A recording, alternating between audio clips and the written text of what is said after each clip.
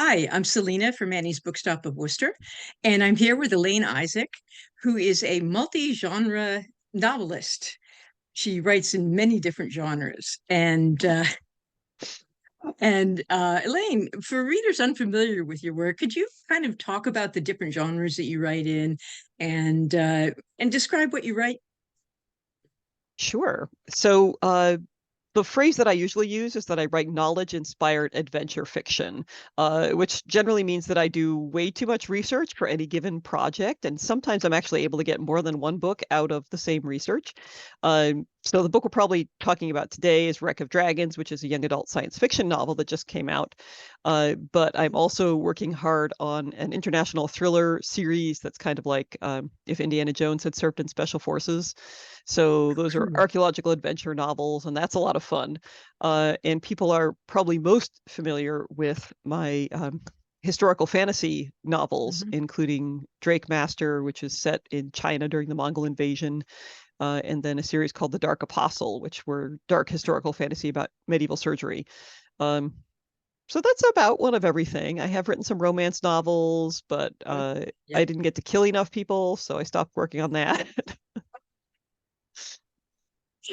You like to kill people. Well, my tagline is "You do not want to be my hero." So I have kind of a reputation to maintain. Okay.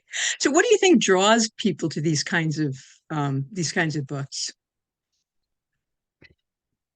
Definitely the adventure is a big part of it. And I try to work deeply with sort of character transformations and character arcs as well. So it's not like, woohoo, you're just sort of along for a thrill ride, although hopefully you're getting that. But also seeing how those adventures and experiences transform the character who is undergoing them or witnessing them. Uh, and then Mhm. at the same time, sort of picking up a lot of times. I wouldn't say the books are educational, but they are based on extrapolations from real stuff. So encouraging people to think more about what the implications are of different technologies or of different biologies for creatures, or of historical innovations that they may be less aware of. Okay. So in terms of A Wreck of Dragons, okay, what Mhm. was the inspiration for it? So a while back, a couple of years ago, I was sort of between projects and I wasn't sure what to work on next. So I was having tea with a friend of mine, and she was working on a book for one of her kids. So she said, "Oh, you could write a book for your son," because she was enjoying that project. And I said, "Well, if I were going to do that, then it would have to have giant robots in it, or baby dragons, because those were the things he was excited about at the time." And then I thought, well, why not giant robots and dragons? And A Wreck of Dragons Great. sort of arose out of that. It's Ah, teenagers who are partnered with giant robots to look for a new home for mankind in space, but the Goldilocks planet that they discover is inhabited by dragons. So, aha. Okay. Now, what were the steps that you took to take it from initial inspiration to fruition? uh, I tend to do a lot of pre-writing and sort of exploring the concepts that I want to work with. In this case, I had to develop my science fictional conception of dragons, so I ended up doing a lot of reading and sort of brainstorming around that, and then creating my cast of characters, making sure that I had my five teenage protagonists, each had different perspectives, and the five robots that are their partners also have their own ideas. So there's sort of a lot going on under the surface in terms of the relationships among all of those different characters, and then the background of the fleet that they are exploring for. So often one of the techniques that I use is called story spine. When I have some ideas about who my characters are, what kinds of situations they're going to find themselves in, then I kind of write it out as if I'm telling myself a story. And it literally begins Mhm. once upon a time. Once upon a time, there was a teenager whose best friend was a giant robot. and they would go out and explore space looking for a new planet until one day they found a planet that looked really good. And then, so kind of each and then adds on some ideas about complications that might be encountered. And I just kind of play with it that way for a while until I find an and then that seems really exciting to me. And then I'm pretty much ready to start the book. So Hmm. So are you an outliner or a pantser? I am an outliner. I use Scrivener. I That's what it sounds use like. a lot of spreadsheets. Uh, so a lot of my information will be organized in spreadsheets, and then the spreadsheet is often also where I sort of write out my first draft of an outline. And the outlines are kind of note cards. They're not super detailed.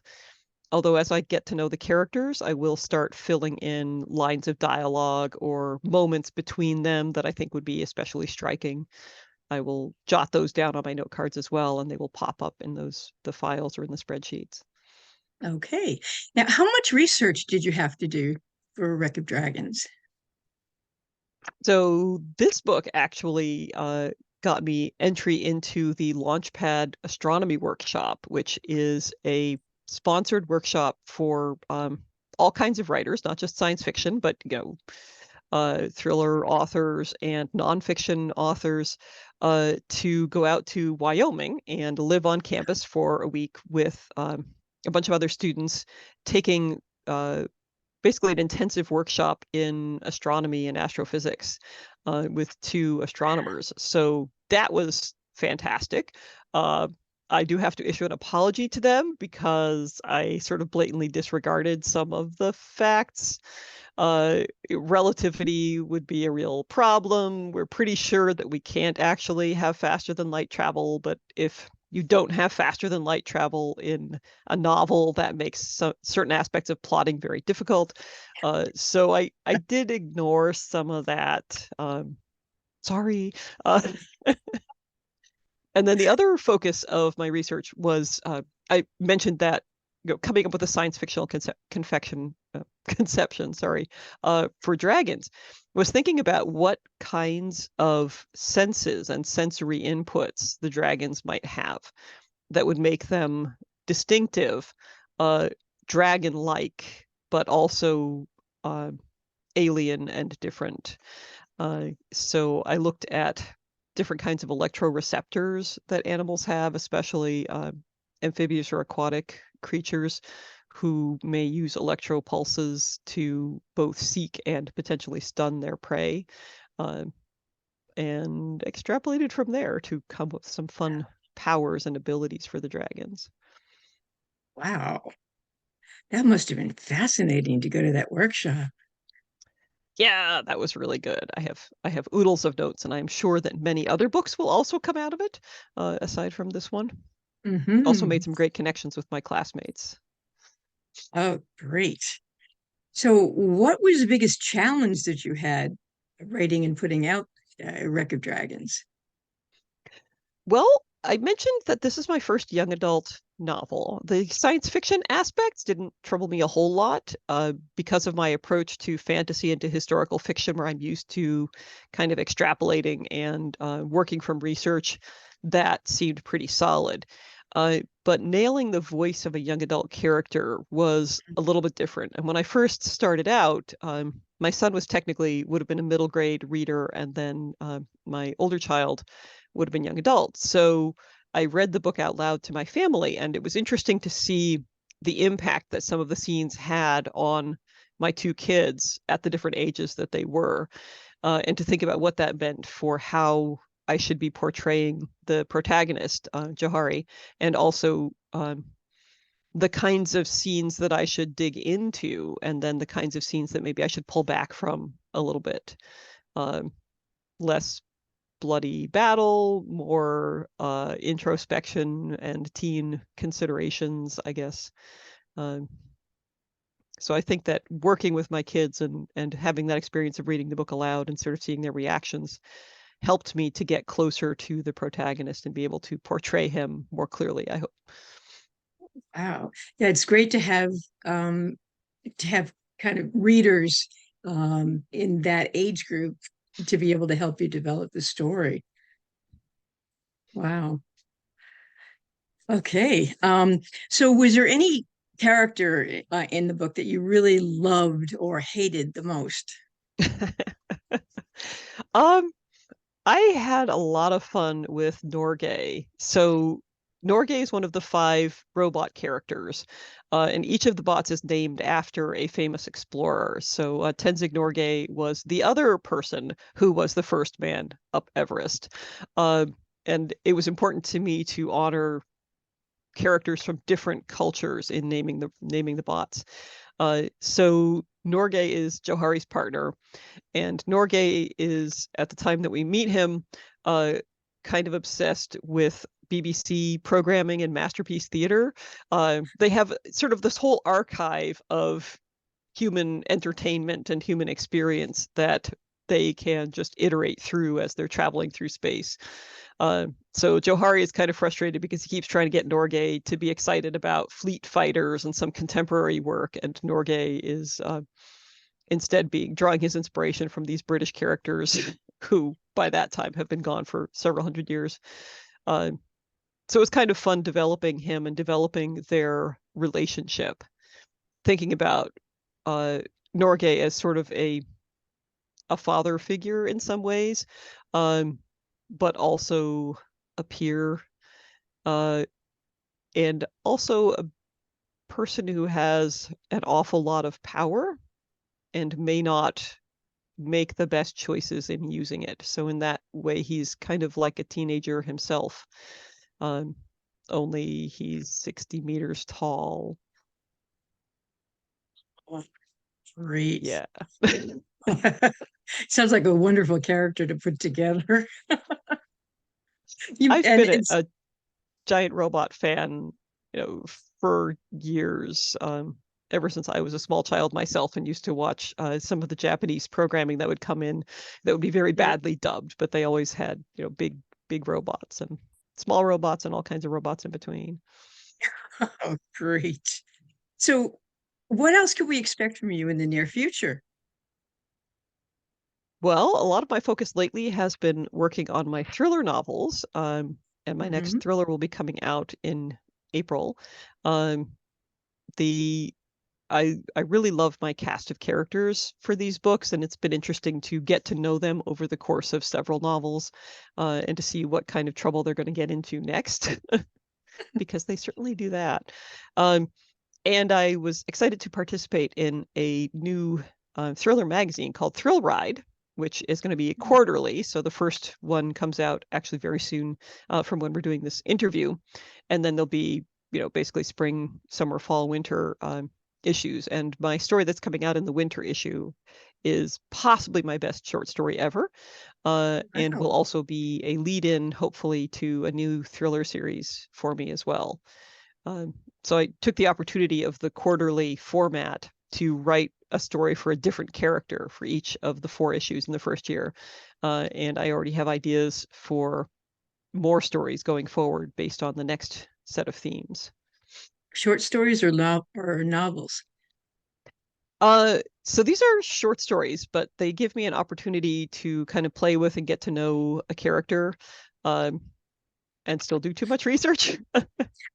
So the second one, each of the issues has a theme, um, and my story for the second issue is about a protagonist I've already started writing a book for, called Nigel Rowe, who is a disgraced British anthropologist, um, Mhm. realizing the great damage that uh, the Brits have done in the past to local cultures. He is trying in some small way to make up for that, which doesn't make him real popular among the nobility, the class, the rank that he was born into.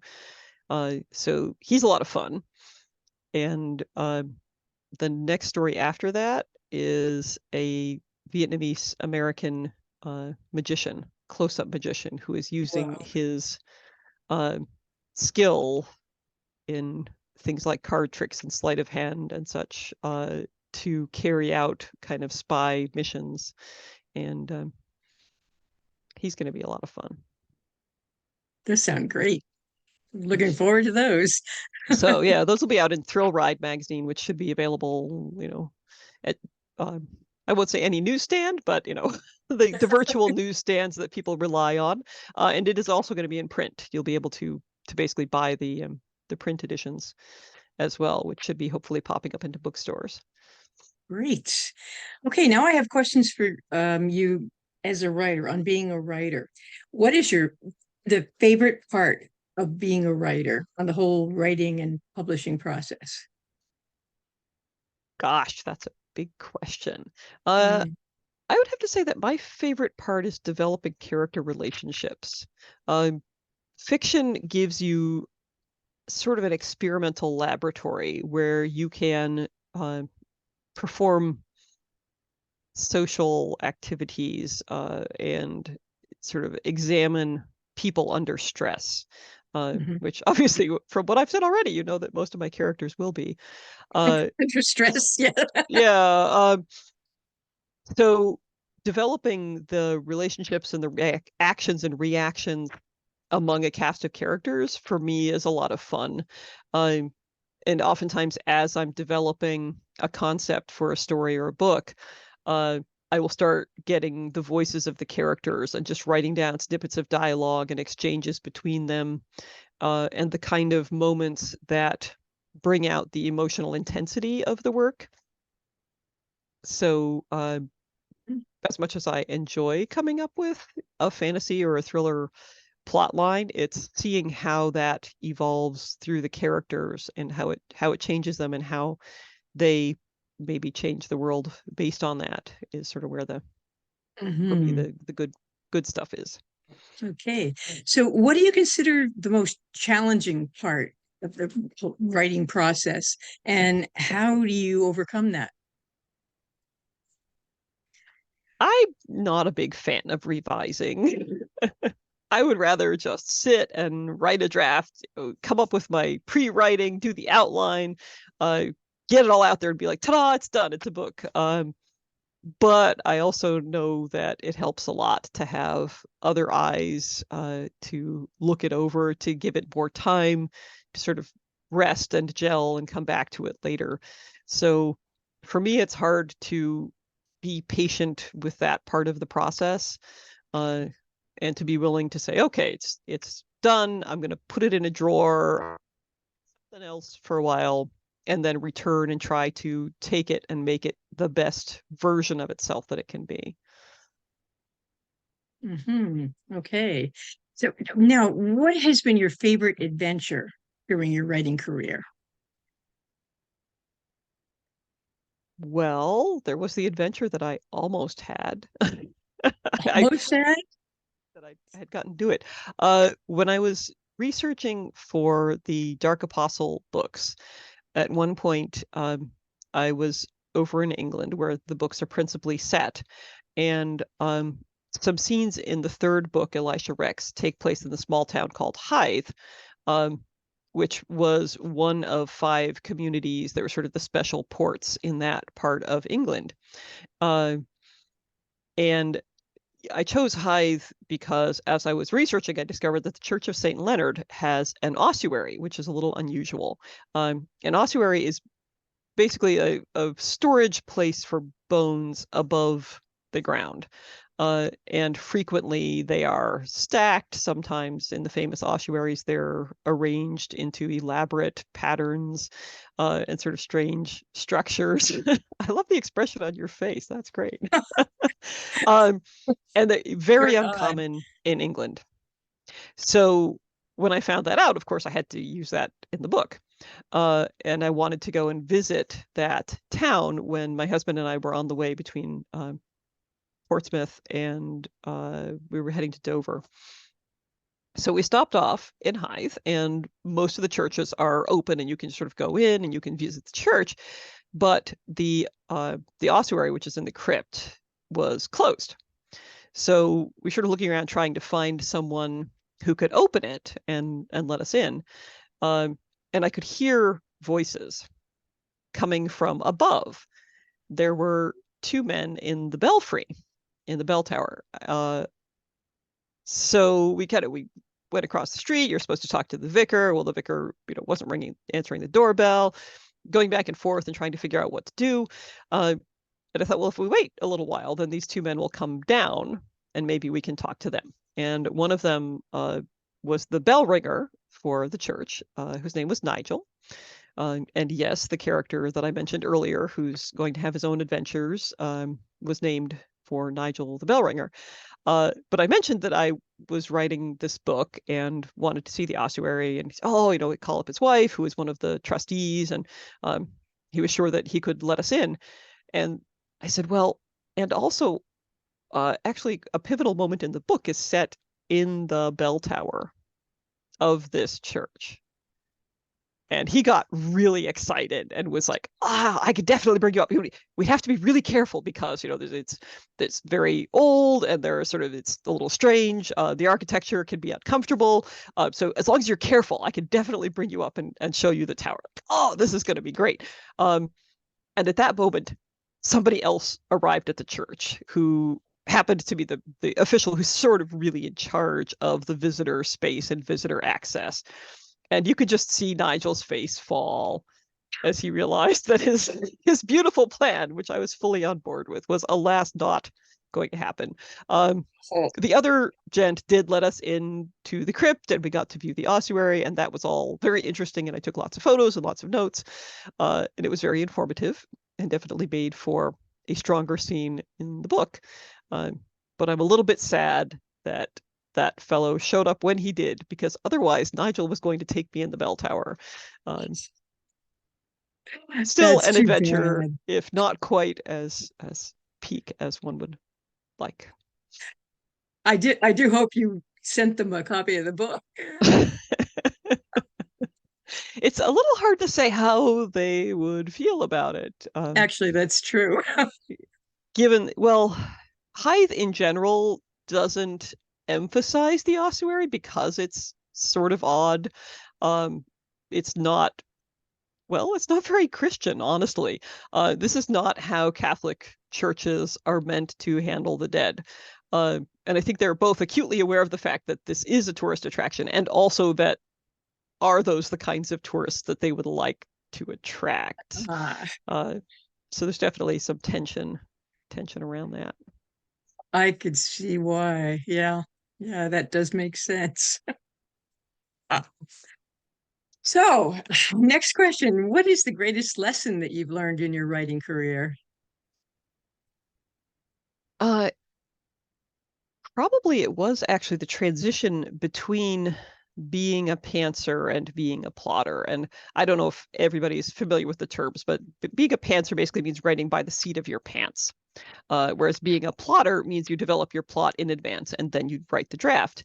So when I had a publisher who was interested in the Dark Apostle series, at that time I was a pantser.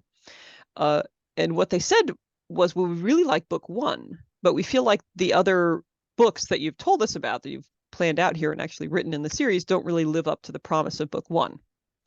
But we're potentially interested in making a 5-book offer if you can come up with an outline of what the other 4 books would be. So this was a very particular challenge, and I've never outlined a book in my life. So I had some ideas about how to strengthen the books. I took the other 4 books that I had written and I sort of compressed the important bits. So the books 2 and 3 became those sort of what was left of the 4 books. So that part of the outline was pretty solid. But I wanted to branch out and sort of expand into these other 2 books. So I had some ideas. So I wrote up an outline based on that, sent it over to the editor, and he was still disappointed. And he's had some ideas, which I thought were terrible ideas. But, well, I'll give that a try. So I wrote up a version of the outline using his ideas. And I wasn't real happy with it. And he wasn't real happy with it. But during that brainstorming and sort of iterative process of working on the outline, I came up with another direction that I realized would very much grow out of the first book and out of the style of magic that I had developed for the series. So I came up with a third alternative and wrote that outline, and he really liked it. And that was the the outline that became the 5-book series. Now complete for your binge reading pleasure. So going through that brainstorming process, sort of coming up with and discarding that many of ideas, it was kind of painful at first, but also it showed me the power of that approach, because instead of spending a year and a half writing out the whole book or books, I could come up with the basic structure for each of the novels over a period of a few days. Play with it, noodle around, send it off and get feedback, and get that turned around, right away within a matter of weeks instead of years that it would have been to write the actual books. So that is a method that I have stuck with and refined through now. Some of my more recent books, my outlines have been a little bit more loose. I haven't spent as much time on the pre-writing phase, in part, I think, because it's been internalized. So now I'm sort of automatically saying, oh, that idea is not going to be as promising, or this, pursuing this character is unlikely to pay off because the conflict won't be as rich. So I'm now better able to work through those things faster and get to the writing part. So what piece of advice would you give to other writers? Would you want to share to other writers? All kinds. But one of the things is people tend to be a little precious about their process. To say, oh, well, I write in the mornings, or I write in the evenings, or I can only write with music, or I can only write when it's perfectly silent, or I can only write when I have 2 cups of coffee and only 1 spoon of cream, or whatever. We get a little obsessive about these things. And while it's nice to have a ritual and that can help to sort of jumpstart the writing process, getting too invested in the trappings of writing rather than the writing itself, I think is a trap. Be willing to play with your approach. Try something out. Maybe you'll like it. Maybe you won't. You don't have to do it again tomorrow. But rather than sort of saying, oh, this is how I write a book and I can never do it any differently, or this is how I come up with ideas and I'm afraid to try any other method, shake things up a little bit, especially if you find yourself in a rut, if you feel like you're facing writer's block, or if you're not sure how to get past the empty page. Then it's a perfect time to see if somebody else's method works, to see what else you could try, and maybe you'll discover something that you can incorporate, and that will get you further along your writing path. Okay, I am going to ask you some of those questions though, which is what kind of coffee or what kind of drinks would you normally use, and things like that. So what kind of things do you like to have with you when you're writing? Well, I say I have preferences, but also I can go outside of those preferences. So I'm a tea drinker. First thing in the morning, I have 1 cup of caffeinated tea. Later on in the day, we have sort of designated tea times when my husband and I usually have tea together in the morning. And then in the afternoon, when my son gets home from school, is sort of the second tea time. What's funny is that my dog now understands tea time. So she knows exactly when the tea is going to happen. And in the morning when I first come down, and when I turn on the hot water, let the dog out of the crate, she goes and lies down because she knows until the tea is actually poured, it's not time to go outside yet. So it's very much the structure of our lives is tea. Wow. And that was my other question. I Sure. usually Go like ahead. I usually write with music, and I will have a soundtrack for the project or for the characters. So my main protagonists for the Bone Guard series, which is the archaeological adventures, uh, each one of them has sort of a theme song that I will sometimes listen to, or that I use as the start for a soundtrack on Pandora or Spotify. Um, And then when I start listening to the music for the book, that really helps to get me in the mood and sort of keep me in the headspace of the project that I'm working on. And I'm usually surrounded by my research materials for whatever that project is when I get started. So it's the music with lyrics or just instrumental? Usually lyrics. Depends a little bit on what I'm working on. Since books 5 and 6 in the thriller series are both set at least partially in Italy, I've been listening to Italian rock music, which is kind of fun. Oh, wow. Uh, Except that apparently a big thing right now in Italian rock is using English swear words. So I'll be happily listening a lot and all of a sudden discover that much of the chorus of the song consists of cursing. And there's certainly some cursing in the book, but I'm not sure I need to be cursed out by Italian rock singers while I'm trying to write. So, Oh, that's kind of strange. So one of my questions was about animals, furry or feathered or otherwise non-human companions.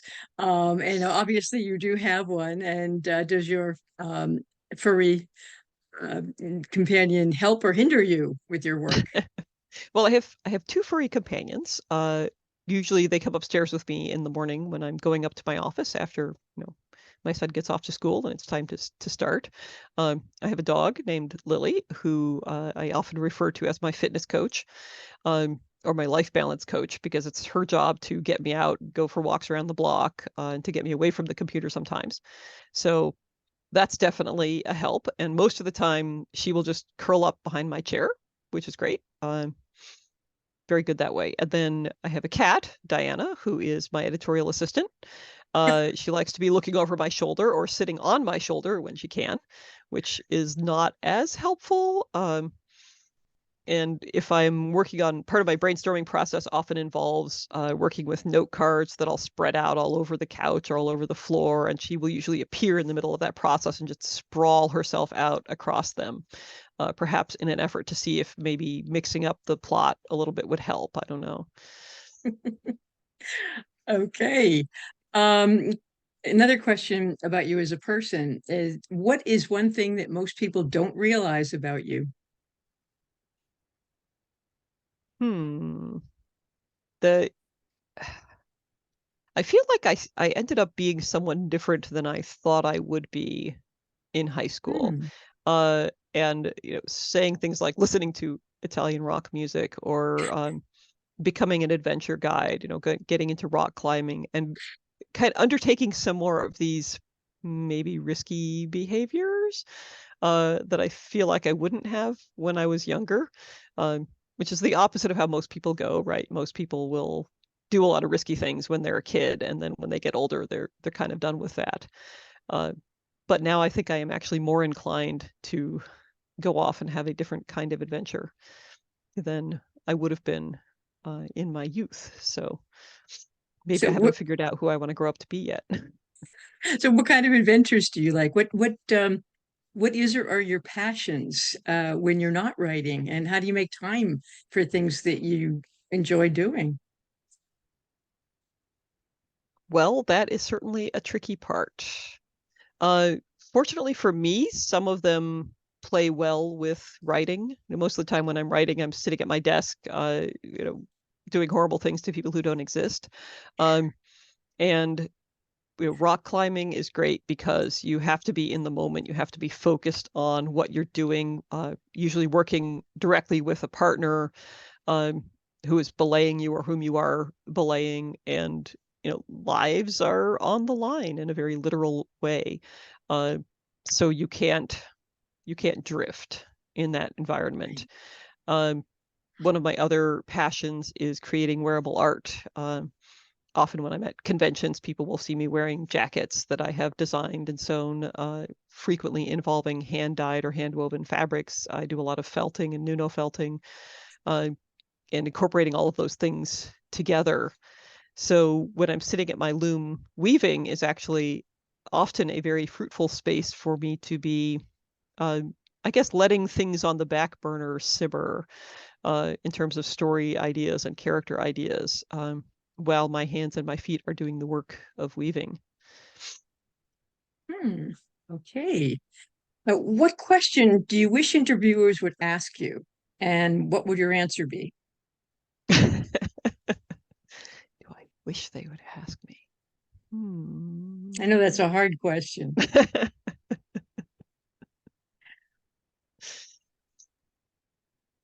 Well, I feel like we talked about some of the things.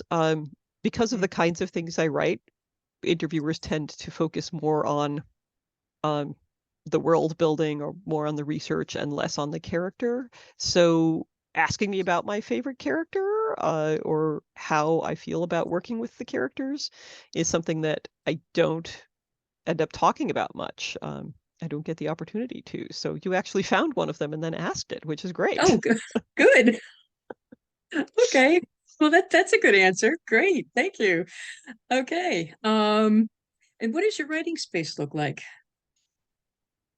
Uh, well, I'm in it right now. Not that your particular view of it is especially informative. I have a corner desk so that I can be in alignment between my hands, my keyboard, and my monitor. Uh, and then on the left, there is a big bulletin board that has all kinds of sticky notes pinned to it and also envelopes. When I'm in the initial thought process about a project, I end up using a lot of, I mentioned writing things on note cards. So these are actually mostly old business cards that I just collect from friends and acquaintances. Um, I'm always looking for more. So I'll have ideas and I'll just jot them down on one of these cards and I pin large envelopes to the bulletin board so that each book or each project has its own envelope, and then I can just drop ideas in it as I think of them. And then when it comes time to actually write that project, I will pull the envelope down off the board and dump out all of those ideas, and often make discoveries that I had forgotten that I had, which is fun. So there might be snippets of dialogue or specific scenes, research tidbits that I found, or books that I think I should read will just get jotted and thrown in there. So, and out the other side, I have some nice windows. I'm on the second floor. Right now I can see the pine trees tossing in the wind. So it's a good view to have in that I get to see the sky, but also I'm not distracted by people walking by on the street or those sorts of things. And then I have all kinds of tchotchkes, some of which are inspirational. So, I have tiny giant robots. Um, I was working on a Greco-Roman novel, so my husband painted me some miniature Roman ships, which are living up here on my desk. Um, and it's kind of fun to look over and see them. And I don't really play with robots while I'm working usually, but you never know. You never know, right? Okay.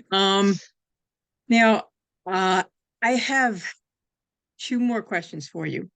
Hmm. One, where can people find your work aside from Annie's Bookstop of Worcester? And I always have to put a plug in for Annie's.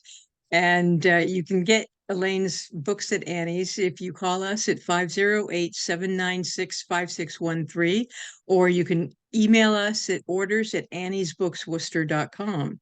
And where else can people find your books?